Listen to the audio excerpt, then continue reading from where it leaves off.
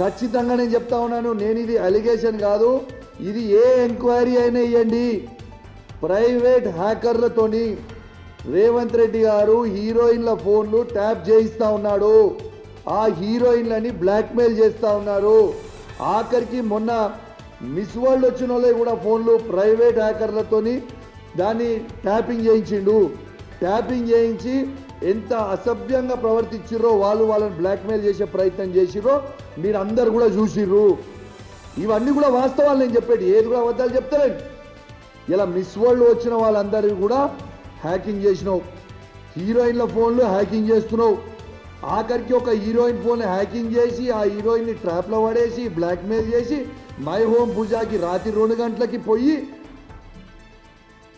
Yeah హీరోయిన్తో ఏం చేసినావు నీకే తెలియాలి, ఇక మాకైతే తెలియదు. కానీ మాకు సంస్కారం ఉన్నది కాబట్టి ఆ హీరోయిన్ పేరు బయట పెడతలేము.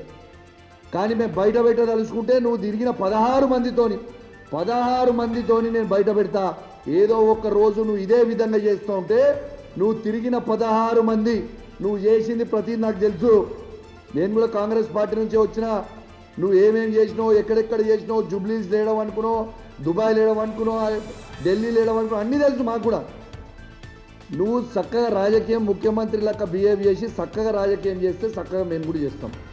చెప్తున్నా, ఏదైతే నువ్వు మాట్లాడిన మాటలకి బహిరంగ క్షమాపణ చెప్పకపోతే 100% నీ ఈపు బద్దలు కొట్టే పరిస్థితి వస్తుంది. నిన్ను గుడ్డలు ఒడదీసి ఉరికిచ్చే పరిస్థితి రేపు పొద్దున బాధ్యత హుజరాబాద్ నియోజకవర్గ ప్రజలు తీసుకుంటారని చెప్పి కౌశిక్ రెడ్డిని హెచ్చరిస్తున్నా.